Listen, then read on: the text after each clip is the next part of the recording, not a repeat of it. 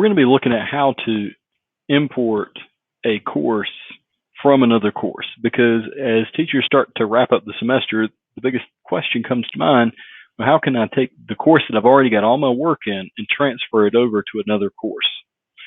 So I'm going to show you with my training course that I use, and it will actually export all of the content, and then you'll see that it'll import into a new course. So in order to export content, go ahead and go into your course, and then you'll click on Settings. You'll see on the right-hand side, it says Export Course Content. That's what we'll need to click on. Make sure the export type is course, and then hit Create Export. Depending on the size of your course and how much content is in it will depend on how fast it can export through. Most of the time it isn't too bad, but they will send you an email as soon as the course is completely exported. And now that it's exported, I can click here to download, and you'll notice it'll go down to the bottom and start downloading. While that's going on, I'm going to go ahead and start a new course so you could see the import feature.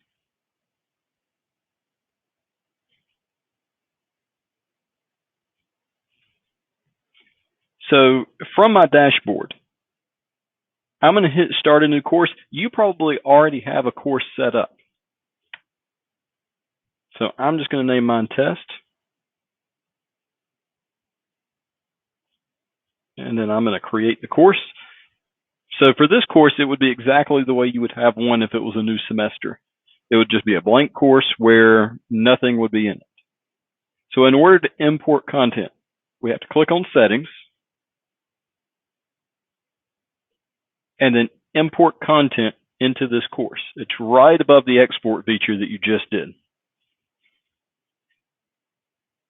The content type that you're going to want to select, a Canvas course export package, because we exported the whole course out of Canvas.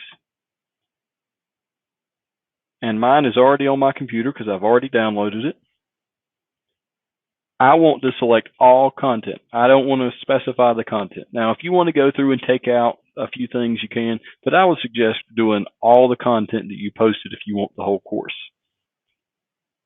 The only downside to all this is that all your due dates won't change, but you can adjust them. So if you click the options to adjust events and due dates, you can shift the dates over to whenever you want to start it. So if the starting date on this was August 24th, then you can shift the starting date on this to sometime in January. Just understand that whenever you do that, it will shift all the dates over. Now, you still have the ability to go back and change the dates individually, but this will just do it for you. I'm going to uncheck that because I'm not really concerned about dates. And then I'll click Import. This will take a little bit longer to import content from your file than it did to export. And it'll also send you an email once it's done importing content. And you'll see that it's running. And once that bar completely goes over, you're ready to go. You'll notice that the course will change slightly. You might have to refresh your page, but then everything will be there. Once it's all there, for mine, I had assignments, I had modules, pages, files, I had everything. You'll also see the things that didn't easily carry over. My stuff that is not going to carry over is going to be stuff that I found in the Commons anyway. So some of the things that you find within the Commons, if they're links, they don't always work forever. It could be that the person who owned the document took it down. There are various reasons why it wouldn't work. See, it says it's completed, but 3 issues. So if I click on 3 issues, it tells me exactly what they are. And then if I click on it, it shows me exactly what that is that didn't carry over. And for this, I'm not concerned about that at all. So I'm going to show you. My homepage now looks identical to the other one. It's still not published, so I would have to go and publish it to make it visible. Also, the people that I had in the last course don't carry over, which is a good thing if you're starting a new course.